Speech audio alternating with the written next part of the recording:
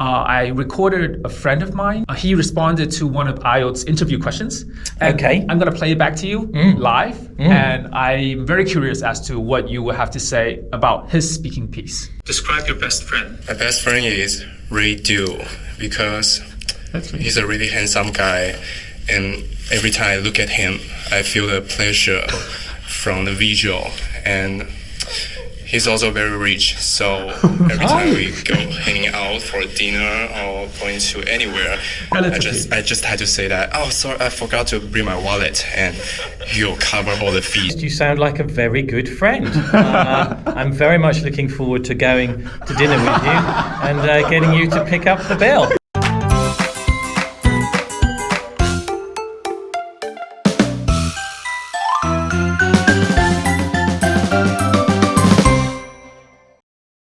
Hello， 我是阿迪。这次来英国之前，我们有做一个跟英国文化协会处长的访问。那在访问当中，他就有提到说，如果未来有机会到英国，一定要去 British Council 在伦敦的总部看看。所以呢，我现在人就在 Stratford。British Council 的总部。这次既然来到这边，我也争取到了一个非常宝贵的采访机会。我即将要跟 Andrew， 也就是 IELTS 这整个考试的总经理做一个1对1的采访，所以趁着这次机会，我想要问问看 Andrew， 他对 IELTS 这个考试有没有什么诀窍，或者是准备的方式可以跟大家分享。那今天大谦是我的摄影师，然后他待会也会在我们的影片里面扮演一个非常重要的角色。就是我觉得算我的隐私，我觉得我只要把我的隐私暴露给大家，我觉得不开心。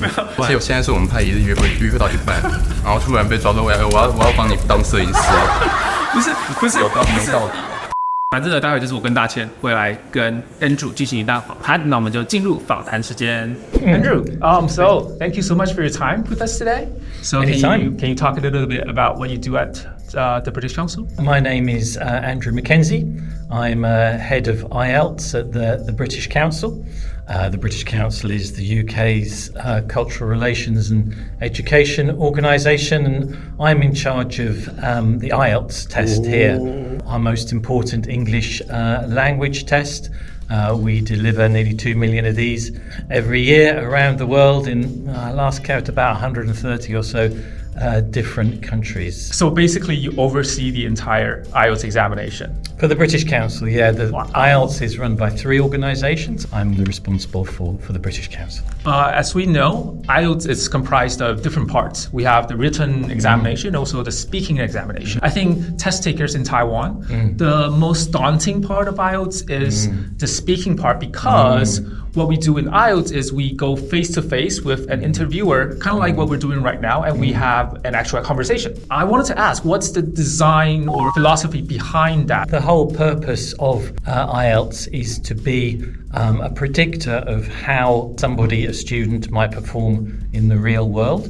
There are different testing concepts in the world of testing. One of them is a thing called validity, and another is a thing called reliability. And the structure of the test is designed so that there's a certain amount of interaction in the test, which again is something we have to do. We'll do short interactions with each other, but also there's a long part of the test where the test taker has to actually present a long piece of speech and a number of ideas and do that coherently, which is kind of like what I'm doing with you today, just now. So you have to test that a test taker can do that, because they'll need to do that in an academic environment. We think that makes the test more valid. It makes a more true test. And you graded from 1 to 9, right? Across the board. So for speaking, you also graded. You were an examinee, right? Before Examiner, right? And you used to grade people on their speaking? Yes, no, it's been a few years. I haven't been a qualified examiner for 20 years now. Oh. So it is quite a long time ago. But certainly 20 years ago, I was an examiner and I would grade people on their spoken English in an interview situation. So to give people a better sense of how you assess a spoken material, I recorded a friend of mine. He responded to one of IELTS interview questions. Okay. I'm going to play it back to you live. And I'm very curious as to what you will have to say about his speaking piece. as okay. a previous examiner. Okay. Yeah. Is he a good friend? Do I have to be nice to him? You can be very truthful. Very, very truthful. Yes. Okay. Outside. I don't want to be here. This is the person you'll be assessing. He's Okay. behind the camera. Okay. He's David. Hello, David. I'm a very nice boy. I'm a very, very nice examiner. So describe your best friend. My best friend is Raydu because he's a really handsome guy, and every time I look at him, I feel the pleasure from the visual.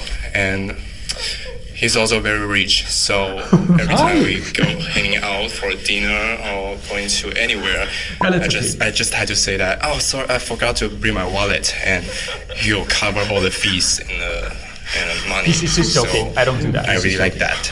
And also, he's a very dependable friend. So every time I have a question, I can ask him, and he always has the answer. Although the answer isn't always right, but you can get a lot of opinion from him to make you doing the right decision. First and foremost, you sound like a very good friend. I'm very much looking forward to going to dinner with you and getting you to pick up the bill. That seems to be the main... If you forget your wallet, I'll cover the bills, for sure. Okay, that sounds perfect. So in terms of the speaking exam, you were assessing the individual in 4 different areas, basically. One of them is fluency and coherence. And I think you did a good job, David, of keeping going. You didn't hesitate too much. There were some occasions towards the end where I think you were perhaps struggling for a few words and weren't quite sure how to make the sentence, but you were reasonably coherent throughout the whole thing. There was no point where I thought I don't understand what you're talking about. So that's actually a really good sign. So well done for that. The second thing you judge a test taker on is their lexical resource, which means their vocabulary. Yeah. There was some very good uses of vocabulary. I liked the use of the word dependable, for example, which is quite a high level piece of vocabulary, and you used that very well. There are other occasions where perhaps you were searching for the words and you couldn't find them. So you talked about fees for dinner, but it's not fees for dinner. You have a bill for dinner. So there were occasionally times when you were struggling to get the right word, but you kept going and you kept producing words. So there were some good signs in terms of vocabulary, but perhaps need a little bit more breadth. I think perhaps if you learned some more vocabulary, grammatical usage, grammar that you used in there, but actually there weren't very many complex structures in there. It was all fairly straightforward kind of use of structures. Pronunciation was comprehensible, but it didn't quite sound natural in that it didn't perhaps have the intonation patterns and rhythms of natural spoken English. So understandable, but perhaps not totally natural. Like an area for improvement? Yeah, no, definitely an area for improvement. As I say, I'm not an examiner anymore, and that's a very short sample, but it's somewhere around a 6, something like that. Oh, I see. So we just listened to an entire clip, right? I was wondering, over the past years of experience, do you have like a mistake that you consider fatal? If someone does this or says this, he or she will have points deducted for sure. Yeah, well, we don't deduct points. Points deducted is a funny way of looking at it. Do you not deduct points? So you count the points from the ground up? What you're trying to do as an IELTS examiner, you're trying to raise the speaker up to their highest level of performance. So there's a technique. Examiners look like awful monsters to test takers. It's like, you said this, points deducted. Yeah. But no, actually, what you're trying to do as an examiner is you're trying to ask the test taker questions so they get up to their maximum level of performance. And that's the level of performance that you assess. So you're trying to get test takers to be the best they can be. That's a totally different logic from what I imagined. You're not sitting there going, right, you start with 10 points. Oh, you lost a point there, you lost a point there. No. It's about a holistic view of the test taker and trying to get them to be the best they can possibly be. And so it's not a nasty process. Yeah. So if you put it that way, I would think of it in a whole different light now. It's not about the mistakes that you make during the interview. It's actually about the good things that you say, the good sentence patterns. Exactly. And that's the fatal mistake. The fatal mistake is thinking about your mistakes. Oh, I see. You're too conscious about your own mistakes. So the biggest problem I've seen is people just not trusting their English. You have to go in. If you think to yourself, oh, I'm not sure which tense that is in. Is that in the present perfect tense or the past tense? And I'm not quite sure which one it is. And then you just sort of stop speaking. Fundamentally, you will not be demonstrating your ability to speak. If you don't allow yourself to get to your top level because you're too worried about making mistakes, then you're not going to... Yeah, you'll be stuck at maybe 5, 6. Yeah, you won't be representing yourself in the best way possible. And the examiner will work out, the examiners are very experienced, they'll work out how good you are because they'll be picking up all sorts of bits of information as they're listening to you speak. You're never going to trick an examiner. Yeah. And the test is designed so you can't trick an examiner. Yeah. But the examiner is there to help you. That's like a totally different way to think about it. One thing test takers don't realize and they don't appreciate is that even first language speakers, people like me, we make mistakes all the time.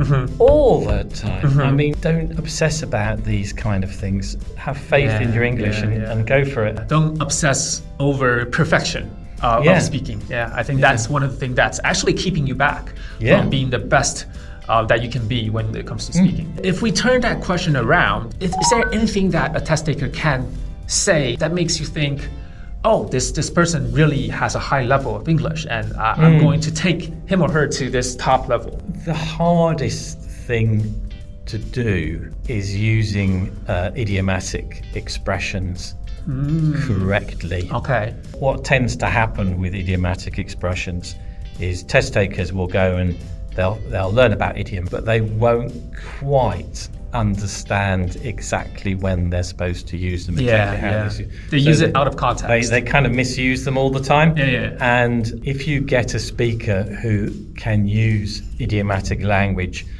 very naturally and very correctly, then you know you're dealing with someone who's a very high level. Because to use idiomatic language correctly, you have to be someone who is using English a lot in their work and their day-to-day life and such things. So they just pick it up.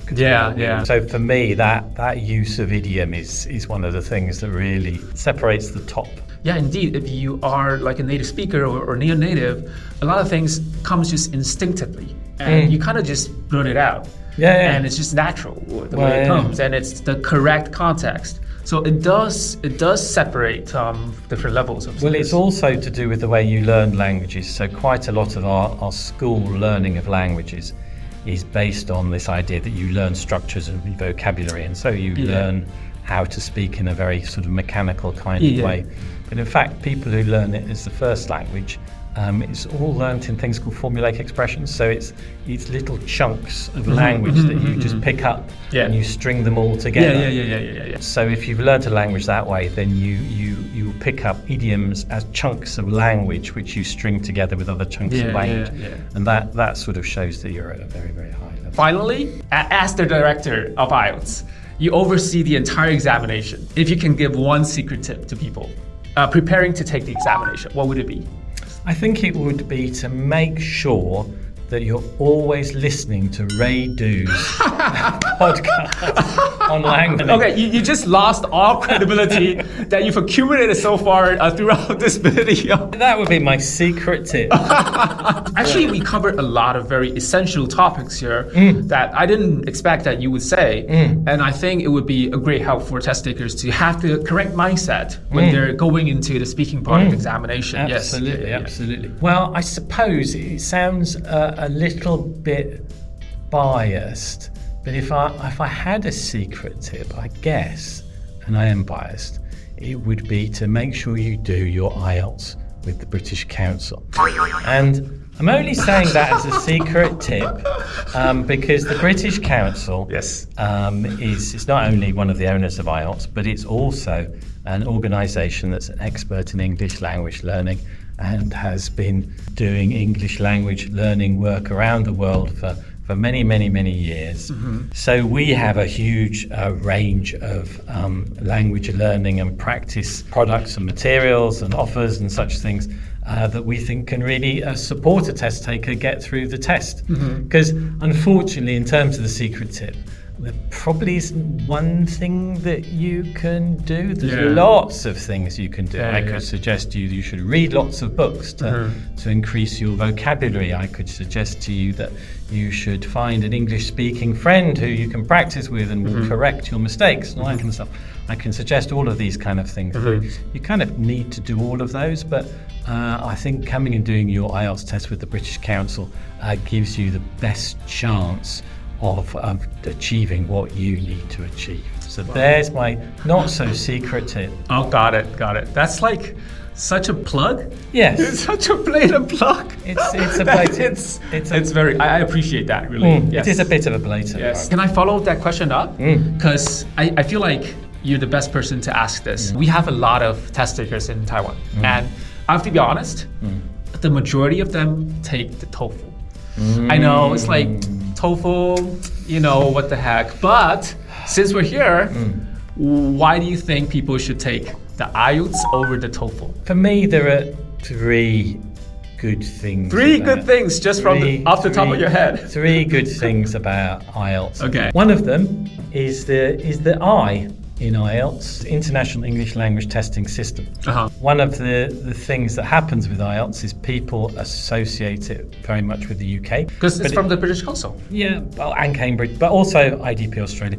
But it's not a UK exam really, it's an international exam. And so the English that we use in the exam is international English. We use a variety of different accents and dialectal things in the exam which make it an international exam. It enjoys the most recognition internationally, and that international flavour includes the USA. So TOEFL is very much associated with the USA, but IELTS is also recognised in the USA. The second thing I would mention is to do with choice. IELTS is so big and is taken by so many people. We can build a lot of choice into our delivery model. So if you want to take IELTS on computer, you can take it on computer. If you want to take it on paper, you can take it on paper. If you want to have a face-to-face examiner, like we're doing now, you can do that. If you find that too stressful and you want to have an examiner who's on a screen and is remote from you, you can do that. In some countries, you can even do IELTS as an online exam too. So we think it offers a lot of choice, which I don't think any other exam matches to. So that's the second reason for doing it. And the third reason, going back to my previous plug, is that you can do it with the British Council. And the British Council are world experts in English language learning. Sure. Like, so why if you would guys you not say that you're second place, who would say that they're first place? Well, there you go. So why would you want to do an exam that you couldn't do with the British Council? And we have all sorts of preparation packages for IELTS. That would be my third reason why you would want to do that. I think I'm going to have to send you a check for all the time that you put a plug into my video to the British Council. That must be how you become so rich. I hadn't realised. That makes sense now. Yeah, I see. I get it. Thank you so much, Andrew. It's been very insightful, and I believe a lot of test takers from Taiwan will benefit a lot from our video today. And I think after all this talk, I'm going to go back to Taiwan. I'm going to take the IELTS. And I'm going to see how I do, because I've only taken a TOEFL actually. What? Yes. I can't believe I'm talking to you. So as a respect to everything that you've done for us today in this video, I'm going to take the IELTS the moment I step foot back in Taiwan. Thank you, Andrew, for your time. Thank you so much. Thank you. Yeah. 你觉得刚刚的采访怎么样？我后半段在放空啦，但你们听起来不错啊，有说有笑的，而且我觉得他也很会回答问题。对啊，他比我想象中的亲民对，他是总答也不会严肃。对啊，他是总监他居然还就可以跟我开玩笑，然后他最后你有听到吗？他最后说。我不是跟他讲说，我其实没有考过 IELTS，他直接说 Why am I talking to you？ 对，他还呛我呛我没考过 IELTS，超好笑。